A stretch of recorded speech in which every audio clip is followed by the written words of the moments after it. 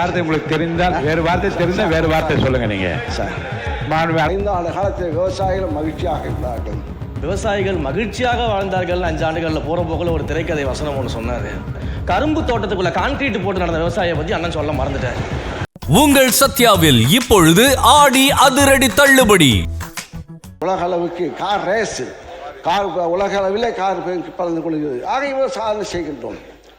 ஆக இப்போ விவசாயிகளும் மகிழ்ச்சியாக இருந்தார்கள். 5 ஆண்டு காலத்தில் விவசாயிகளும் மகிழ்ச்சியாக இருந்தார்கள்.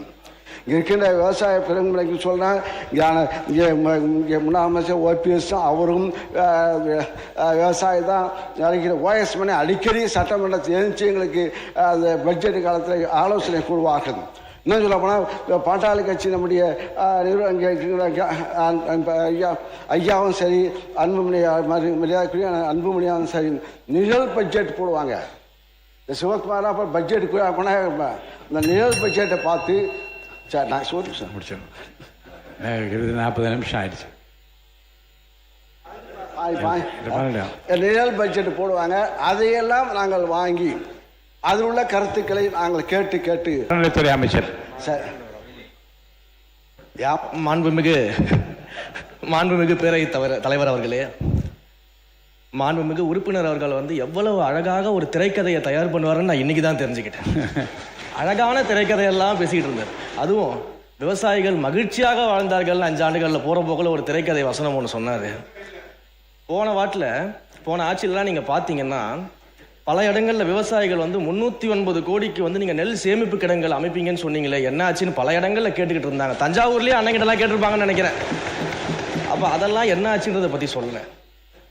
வாகன போக்குவரத்து இருக்குது பார்த்தீங்களா, அந்த கொள்முதல் செய்துவிட்டு வாகன போக்குவரத்து செய்யக்கூடிய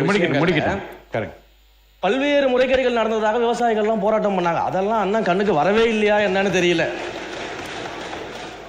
கரும்புக்கு ஒரு விலை நிர்ணயம் செய்துவிட்டு, கரும்புக்கு ஒரு விலை நிர்ணயம் அரசாங்கம் செஞ்சா அந்த விலைக்கு கீழே இன்னொரு விலையை அதிகாரிகள் நிர்ணயம் செய்து கருது கொள்முதல் செய்ததாகலாம் அன்னைக்கு விவசாயிகள் போராடினாங்க, பிரச்சனை பண்ணாங்க. அதையும் அண்ணன் மறந்துட்டாரு போல. இப்படி ஐயா விவசாயிகள் சொன்னதான் சொல்றேன், இப்படி எல்லாம் நடந்துகிட்டு இருந்துச்சு. இதுல அண்ணா அழகா சொன்னார் யார் யாரெல்லாம் விவசாயிகள்னு சொன்னாரு. அதுல ஒரு முக்கியமான விவசாயி அண்ணன் மறந்துட்டார். எல்லாரும் விவசாயிகள் அண்ணன் ஒவ்வொருத்தரை பத்தியும் சொல்லும் போது ஒரு முக்கியமான விவசாயியை மறந்துட்டாரு. கரும்பு தோட்டத்துக்குள்ள கான்கிரீட் போட்டு நடந்த விவசாயியை பத்தி அண்ணன் சொல்ல மறந்துட்டார். அப்ப இவங்க சொல்ற கதையெல்லாம் எப்படி இருக்குதுன்னா, சர்க்கரையை எறும்பு தின்னுருச்சு, சாக்க கரையான் தின்றுச்சுன்னு சொல்ற மாதிரி இருக்குது ஒரு கதையெல்லாம்.